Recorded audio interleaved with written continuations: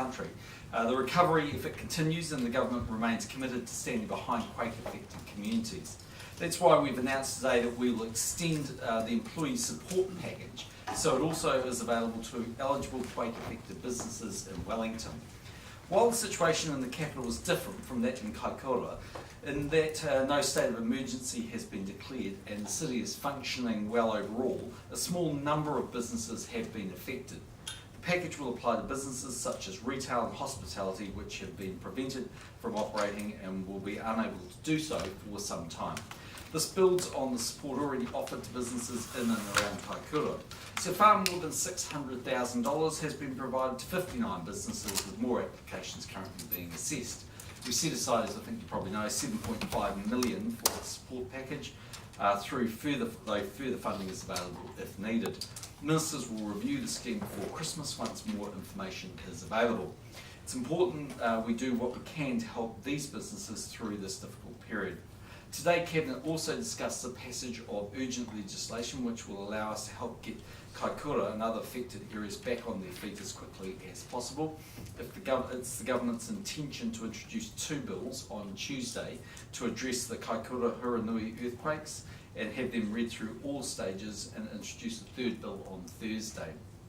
This 3rd bill we send off for a short select committee, return the following week to pass through its remaining stages.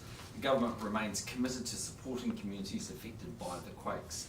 While we are focused on rebuilding following the November 14 shake, we must also ensure we're prepared should another earthquake strike. Now, that's true of the government and it's true for individual households and businesses. As we have repeatedly said, there's always the possibility of a similar or indeed larger aftershock following quakes like November 14th. We live in a seismically active country, and now is a good time for all of us to think about how well prepared we are both at home and indeed at work. We should all have a family plan, secure heavy items, have plenty of food, water and essentials stocked up. Regarding the triggering of tsunamis, people who live near the coasts or waterways should also remember that if an earthquake is long enough and strong enough to make it hard to stand up, they need to head for higher ground.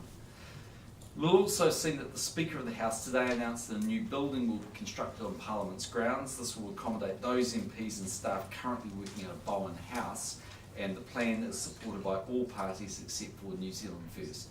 It was the most cost-effective of 3 options put forward for construction and follows a 3-year assessment of Parliament's future accommodation needs.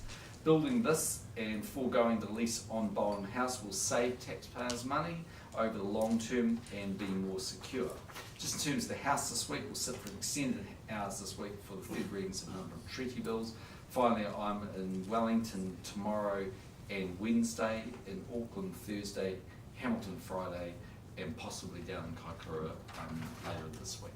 Just the details of those bills. Sorry? Just the details of the 2 bills that are passed under urgency. Yeah, look, Jerry Brown can give you the exact details, but in broad terms, they'll give the government authority to do the things you would expect us to want to be able to do relatively quickly. So that would include dredging, for instance, in the harbour, would allow us to move the rocks and things potentially into the ocean space so that doesn't have to be taken away to clear slips. It would allow someone effectively, if a farmer, for instance, had urgently sought to get water on their property, for instance, and that was something that would have required permitting for that to happen on effectively a retrospective basis. It allows changes to quite a number of individual acts which would govern the area. There's quite a long range of them, a long list of them that they can give you. So it's really just slightly different from the SERA legislation, but essentially enabling legislation to allow us to rectify the situation as quickly as possible. So this one on Thursday? Yeah, I mean, again, it fits in. You have to ask Jerry exactly how that moves, but it's really to do with the interaction, I think, with a number of the other bills, which is why there'll be a pretty short select committee process. So for instance, Prime Minister, dredging of the harbour would require Resource Management Act, it would bypass that. Yep, exactly. So under normal circumstances, you'd have to apply to the council, get a permit to do that, be subject to people appealing, potentially going off to the Environment Court. My understanding is that they're going to start dredging in early December. Will that also apply to slips being pushed into the sea? Correct, that's right. So basically, as we understand it, the legislation would allow them to spill essentially that slip material into the sea. And Will how the long will it- legislation provide or apply to the new road? If an absolutely new road had to be built, then no, I think you would require specific legislation for that. But if the road was being fixed up with some amendments, you might be able to do that. There's probably likely, for instance, you're taking it further out on reclaimed land, then for instance, I think you'll need new legislation for that. Have you consulted Labor about these bills and other opposition parties? Yes, they've been through a process with the leader of the House, and I think there's pretty much wide-ranging support. I'm not sure that every political party will vote for it. So, for instance, Greens might not vote for some legislation, but we certainly think we've got more than enough for a majority. Do you have any environmental concerns about potentially moving, thousands of tonnes of earth into the ocean and doing that dredging and so on? Yeah, so I think in the first instance what you say is, well, Mother Nature's already done a fair bit of that and just spilt rocks into the sea anyway. Secondly, I think it comes down to what's practical. I mean, obviously we have to try and do this carefully and in consultation and all of these sorts of things, but ultimately, just from I'm obviously an engineer, but just from my observations, I don't think it's practical to be able to take a lot of those rocks out. So if the resolution to State Highway 1, certainly going north, is to have the road in the same place, probably enhanced a bit, but if that's the ultimate decision that's made, then you're going to have to remove that material one way or the other, and I don't think you can practically take it out. On current advice, are there any habitat issues involved? Nothing I've seen so far, but obviously that's the area that have some concerns. Do you expect a backlash from the public in particular about the new MP's accommodation that's now being planned? Look, I think it's important that we just try and explain to the New Zealand public the rationale for doing it, which is that if we extended the lease in Bowen House and undertook the work that would be required there, the advice we have is that would be more expensive over time than building a new building. What is absolutely true is the current facilities aren't either fit for purpose or up to the appropriate code, aka the press gallery themselves having to decamp to the attic or wherever belfry we've got you hanging out of at the moment, but we hope to get you back in something a bit stronger and safer over time. And so the point here being that we, under MMP, we live in a world where I think logically there's always going to be these different configurations now, and I think it just makes sense long term for us to own those premises. So the economics support that view. We've got the space to do that, and I think it'll start. I think it's a 2022 project, basically, essentially by the time the building's ready. So a project some years ago was abandoned. Yep. Are you basically committed to pushing this through and carrying on with it and not backing off it? That would be our intention, because if we don't go ahead with this project, then the only other alternative is the extension of the Bowen House lease beyond 2022-2025, and if we do that, then the advice we have is it'll be more expensive. Well, Post-election arrangements complicate that, no? Because New Zealand First has made it clear they are opposed to it, and they're potentially a party you may have to deal with post 2017 election. Yeah, but I mean, ultimately, if they were in government with us or Labor, they'll be expecting their people to be appropriately accommodated. Now, anyway, none of this is all going to be finished by 2017, but the point being that that's the very issue that we now have under MMP, that we have multiple government relations, and it's just not easy to accommodate people in the current setup that we've got. So we've either got to send people over to Bowen House, which they don't necessarily want to do, or alternatively, we looked at the accommodation. I mean, this has been a very long process, but we looked at the accommodation in the building that's directly behind the old part of Parliament, and that would mean that we'd only be taking a few floors. I mean, so the whole thing is just, there's no perfect solution here, but you are talking about a parliamentary precinct where, as you saw with the issues we had on budget day, where there's security issues, we just need to reflect that, and I think have a confined environment. What do you think of Winston Peters' opposition to it, given the fact that carrying on as we are would mean leasing New Zealand parliamentary buildings off a foreign owner? Yeah, well, look, to be blunt, Winston's doing this purely for political reasons. He wants to go out there and claim that we are wasting taxpayers' money, and the trouble is he's not going to tell the other side of the story, which is if we carry on leasing from the foreign owner, we'll end up paying more than if we build a building ourselves. How long will Except that it's take? difficult to get the public on board when you're not being upfront about the actual cost.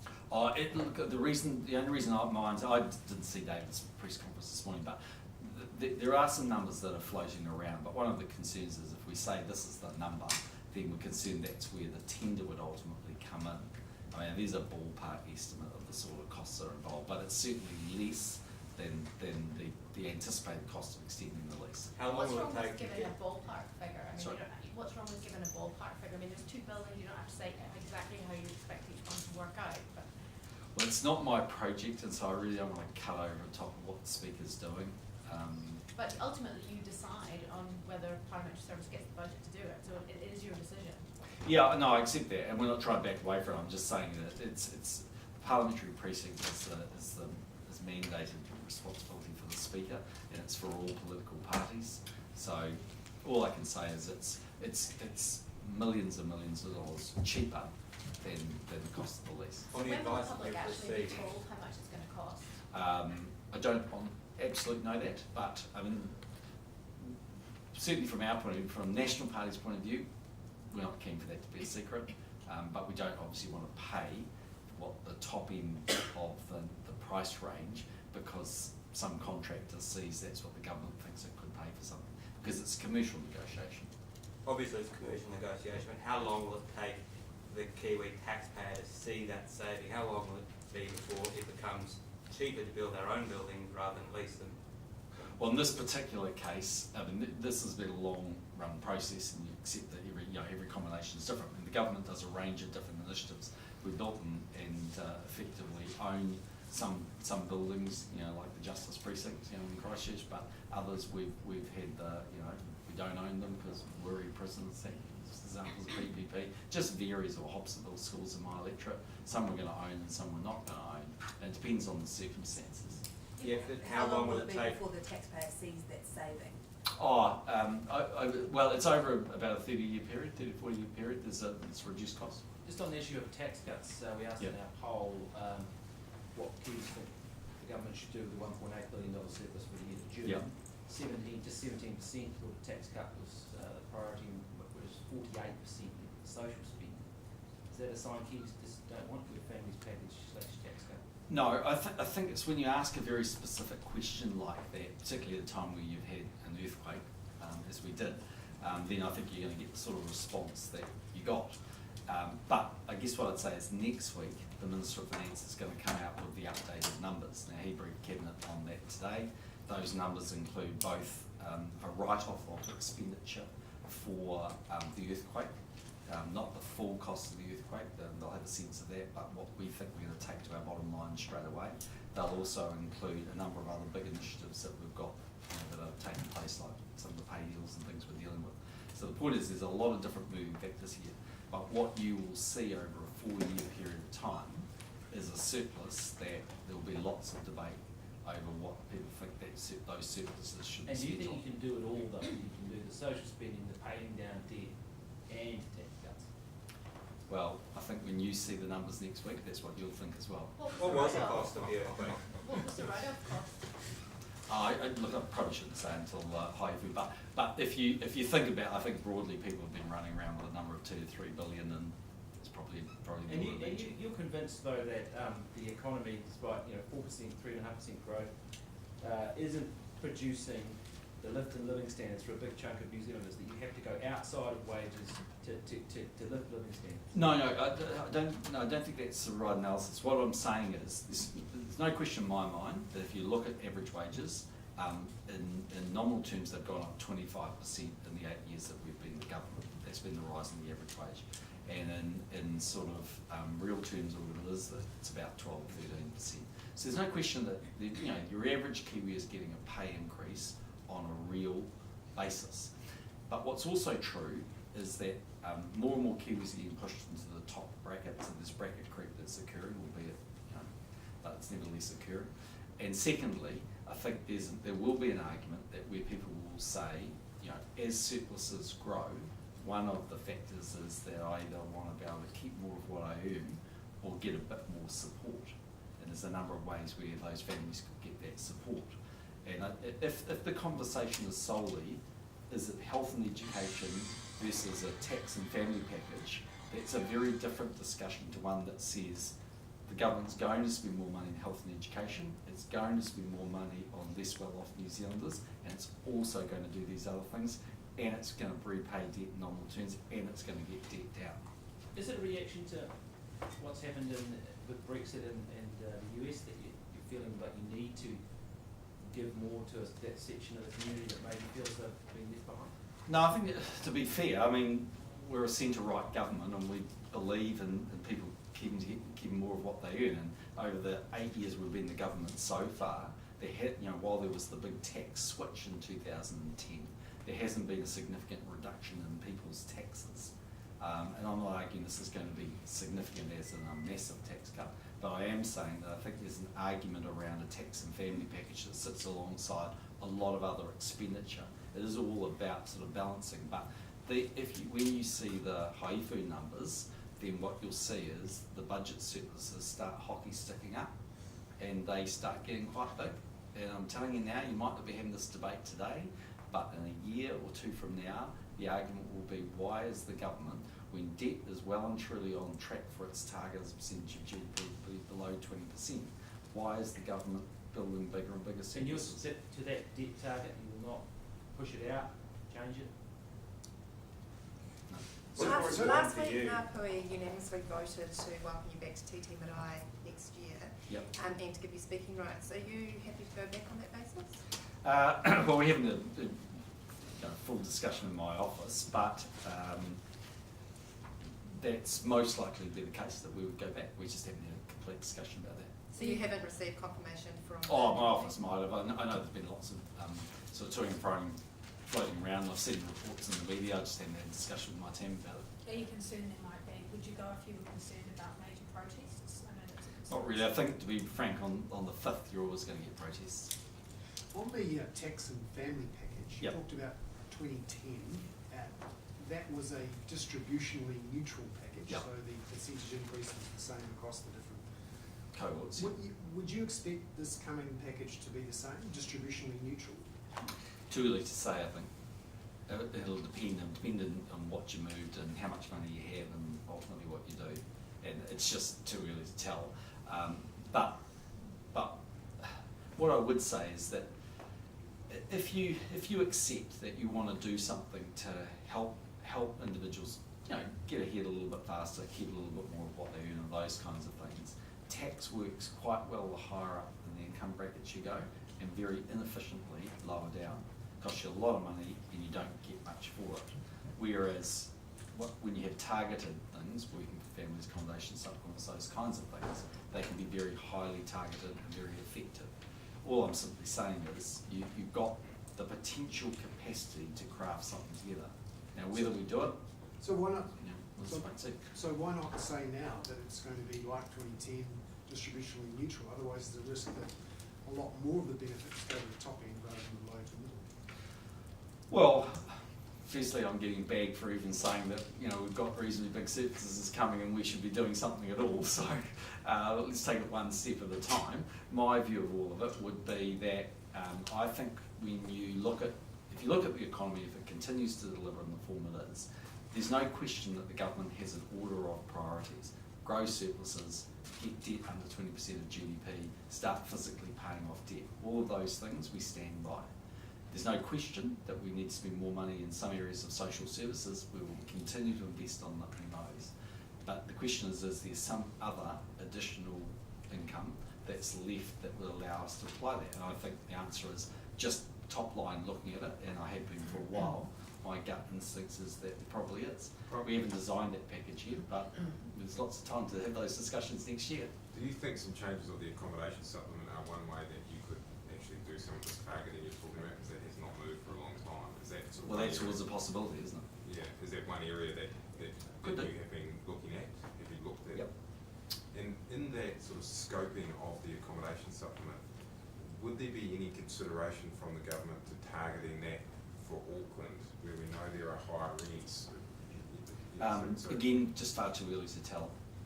But my point is just simply, I think everyone can identify that there are areas where you could apply some more expenditure.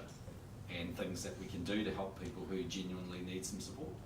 And we're working in lots of areas. I mean, we've raised benefits and we've introduced free doctors' visits, and we've done lots of different things, and we've got more things that we want to do. And that's ultimately, when we get into the election in 2017, I mean, it is a contest for ideas, and it's a contest for how and who can best spend your money. But you're using one of Labor's ideas and working for families, which you seem to now like, that you call communism by scale. It was actually when effective management tax rates were so high, but we've managed to get those down a little bit. But I'm not saying it's the answer to everything, I'm just saying you just need to think a little laterally and think about an integrated package. And if you do that, I think you probably can work your way through something that's attractive. I'll just ask you a mounting quick surpluses, given the mounting surpluses, can health expect to get a bigger share of GDP? I mean, well, again, all the sorts of things we have to look at. There's certainly be more money going in there, whether it's a bigger percentage of GDP, I can't tell you today. Yeah, because the complaint has been that while health has had more money, its share of GDP has actually declined since 2010. Yeah, but I think you've got to look at the results in health and say, what are the number of operations, what are the waiting times, what are the amount of drugs that we're funding. I mean, part of what we've been trying to do over the last 8 years, and I think we've effectively achieved, is improving the quality of service and the delivery of service. So it's not solely just an issue of money. I mean, that's where Labor got themselves in trouble under Helen Clark's government. The answer to everything was just throwing more money at it. It didn't necessarily deliver better results. So just on Phil Goff has released some proposals today in terms of how he's going to pay for things in Auckland, and one of his suggestions is a sort of annual $400 million a year road tax, biking tax. What are your sort of thoughts on that? Well, I haven't had any discussions with him, though I'm meeting him this week, although that's the start of the monthly catch-up that I have with the Mayor of Auckland, historically have with Len Brown. Secondly, that's probably not new news that they'd like to do that. That was really all part of the proposal, I think, that was put out by AT and the likes, AT, the group anyway, that looked at transport, Auckland Transport and the likes a month or so ago. Look, as we said, I think at the time, we're not ruling all of those things out. They're not probably the government's number one thing that we want to do, because there's cost impact on New Zealanders, but we're prepared to have a discussion. This other proposal by Phil Goff, just quickly, is a $30 million a year visitors levy. I'm not quite clear on whether he means one put on by Auckland Council, or whether he's thinking that the government would put one on that would be used to propose the city. Where would your thoughts be on a The council? tourism, you mean? Tourism levy, Yeah, okay. visitors levy. Where would your thoughts be on a council-led levy? Yeah, okay. Or is that something that you think the government should do? Well, I think as you're aware, kind of in my capacity as Minister of Tourism, there's been a working group that was put together to look at the whole issue of tourism-related infrastructure and how it might be paid for. So that work was a study undertaken by McKinsey's, led by, amongst others, Christopher Luxon at Air New Zealand and a number of other industry players. My understanding is that we're going to get the report pretty much, I think, today, basically, and they're going to release it sometime in the next week or two. So at some point it'll come out and people have a chance to have a look at it. I haven't read it yet, but I know it's just landed on my desk. So we'll have a look through that. I wouldn't expect in day one we'll respond to whether we agree how and what steps we should follow. But my understanding in broad terms, just talking to Christopher, it does a couple of things. One is it outlines all of the 50 of the key infrastructure projects they think are important, and secondly looks at, as I understand it, options of how you could potentially raise revenue. My basic point being, if we're going to do something in terms of that sort of mechanism, then I think we want to do it nationally, and I don't think we're going to do it locally in Auckland. I think if you're going to do this sort of thing, then it's either applied across the country, because Auckland may well have some tourism issues given so many people flow into Auckland, but the reality is so is Queenstown, so is Taupo, so is the West Coast of the South Island. Prime Minister, just a tourism-related question. Moana opened over the weekend, the movie in the US. It's going to be a big blockbuster. I wondered what your thoughts are on the depiction of Polynesian and Pacific culture, what it means for this part of the world, and also if you share any of those concerns that Marama Fox and others have said about the size of Maui.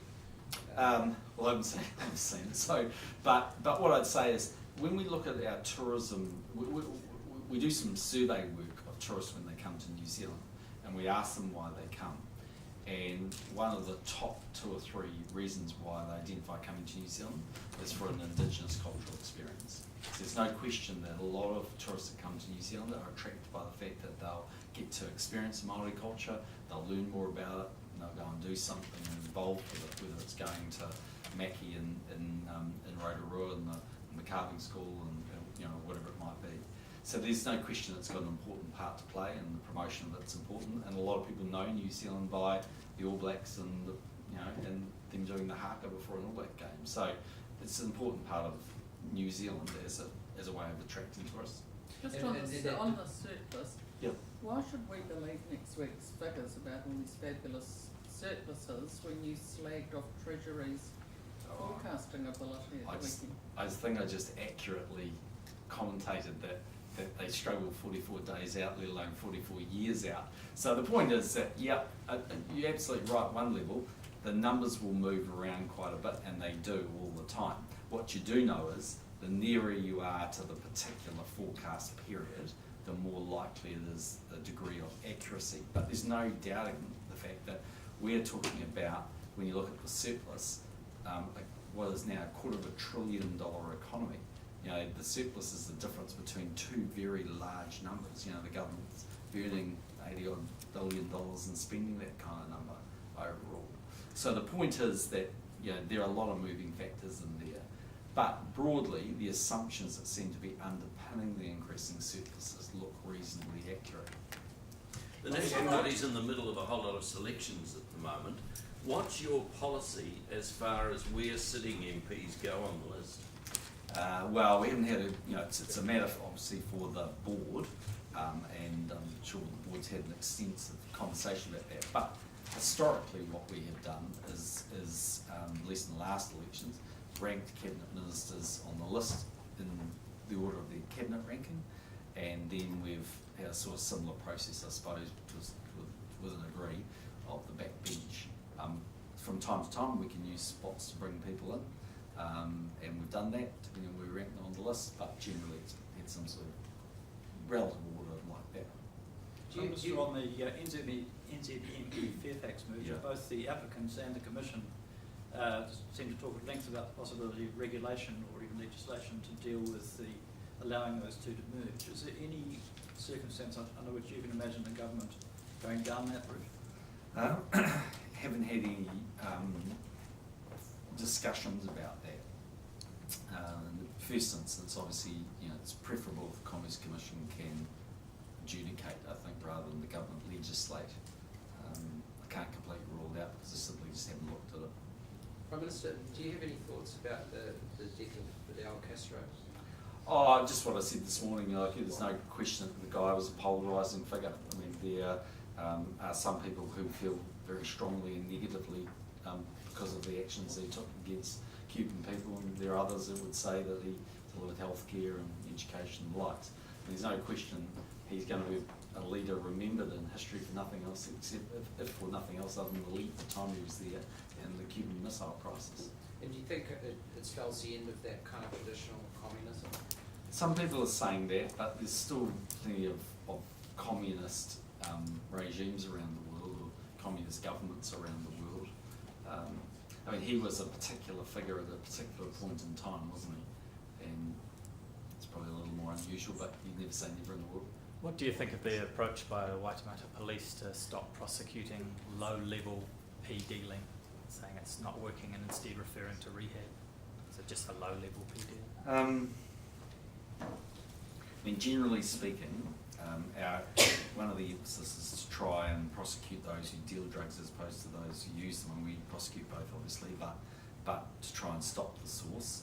I haven't seen exactly what they're doing and under what conditions, so I wouldn't want to overly critique it. I mean, I think everyone understands the enormity of the challenge when it comes to methamphetamine. I think if you look at what we've done since 2008, in a lot of ways what we've done at one level has worked, because on the best information we get, we think it's pretty accurate. The usage has reduced from 2.2% in the cohort that we measure to about 1.1%. What I do think though is true is that those who are now using it, that 1.1% is more intensive and there are more people. In other words, they're using it more frequently and maybe in larger numbers. So rehabilitation is certainly a way of working through that. So would you support a less punitive approach if it was shown to be working, as it seemed? Well, I think the police over the years have changed a number of the way they approach some of these issues. Policing with excellence had a degree of, high degree of that, where it didn't always prosecute everyone and tried to deal with things in a different way. The only thing I'd say about drugs is, they destroy lives, so you want to make sure you've got that balance right. But I'd need to see exactly how they're handling it and what they're doing. What's on the agenda for talks with the King of Jordan? It'd just be a good opportunity to have a good discussion with him about the region. I mean, he's been quite an instrumental voice and seen as a very quite influential voice in the Middle East. So that's one of the things we want to talk to him about. So you guys talk about refugees? Possibly, yes. But I've worked all the way through it. Do you expect him to raise the issue of New Zealand's quota, given Jordan's awash with refugees at the moment? Well, there's no doubt he's going to talk about what he sees happening in the region, and that a big part of that obviously is refugees. Look, we'll certainly explain what we do and why we do what we do, and I think that, as I said before, it's probably working about right. I mean, it's always the argument you can take more, but we would argue pretty strongly it's important to the people that you do take to do a good job looking after them. Just going back to the earthquake for a minute, what's the current state of government thinking about that direct ferry link between the North Island and Mr. Bridges talking about on November 15th? Do you mean coastal shipping, or do you mean? Well, he wasn't very clear in the House on November 15th whether he was talking about instituting a ferry link between a new ferry link or making greater use of coastal shipping. I just wanted Yeah, so you probably saw Kiwirail came out today talking about moving into coastal shipping. I mean, what the Cabinet had a pretty long discussion about today was ensuring that there is enough capacity in coastal shipping. Because one of the big issues here is that as a result of rail being knocked out, you've now got a lot more trucks on the road, and that is problematic on many fronts, not the least of them being that we're going to move into the Christmas period where there'll be a lot more Kiwis and tourists just in general travelling around. The wear and tear on that road and the risks, because those roads are not State Highway 1, they're not designed with multiple carriageways and the likes. And I think the logical solution to this has to be, at least for a period of time, a lot more capacity on coastal shipping to take the freight off the roads, and obviously the fastest restoration of the roads that we can.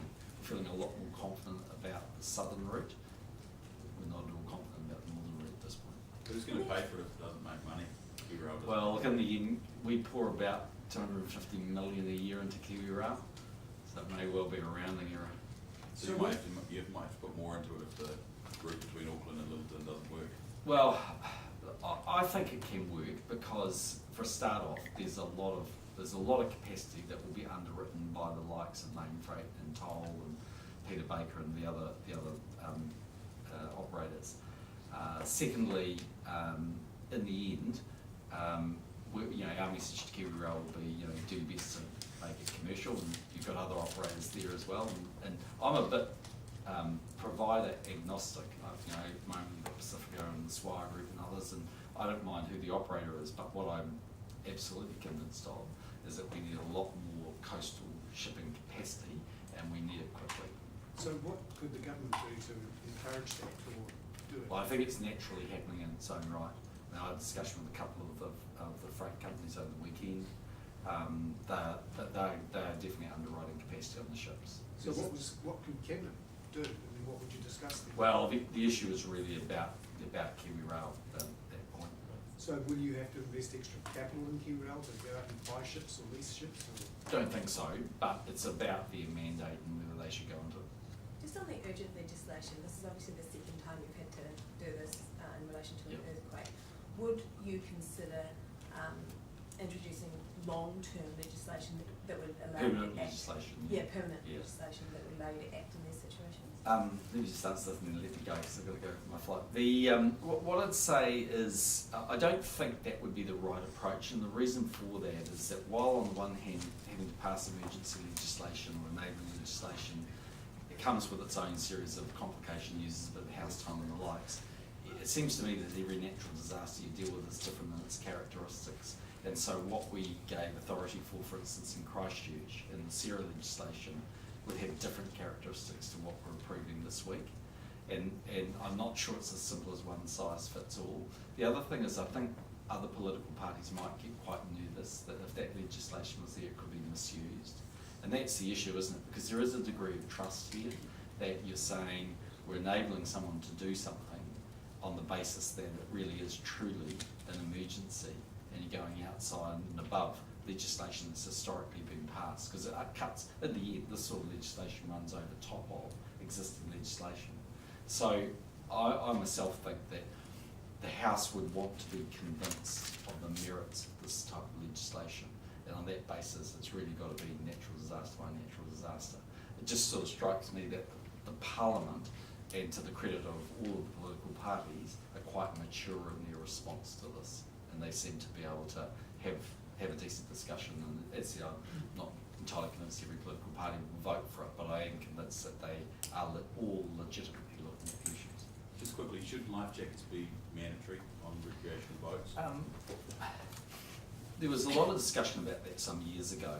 The thing I'd say is that I think it's sensible if every skipper of a boat says put a life jacket on. And I think in the end it's as much about the culture as the law. It's the same thing as that there's plenty of times I'm sure you could drive your car theoretically without a seatbelt on and not come across a police officer.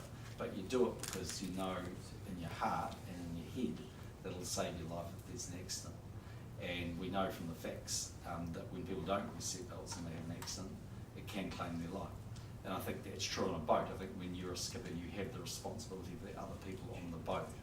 So the reason that we haven't gone to mandatory before is because it runs into all these other sort of technical things. I think it was like, okay, if the boat is parked up 10 feet from shore and people are having a picnic, should they wear their life jacket vis-a-vis going somewhere else? And I can understand those arguments, but in the weekend, I can't tell you whether there are people that have lost their lives did so because they weren't wearing life jackets. There may have been many factors, including the size of the swell and all these other things. But what I can say is we just know you've got a better chance of surviving if you wear a life jacket. So personally, I think every boater should while taking a moment to mourn the loss in the weekend, learn a lesson going forward that they've got to wear a life jacket, and if they don't, they could claim the life of someone they love. But whether we should mandatorily do it under what conditions was rejected in the past, we can always come back to it. But I think it's got to be as much culture as the law. And just on that Kiwirail thing, is the government still committed to repairing and putting back in action the rail link between Sheffield and Minsiter? Yeah, so the Minister's getting advice on all of that. I mean, I think the expectation is that long term they would return rail, but they've just got to go away and do an assessment of how substantial damage and everything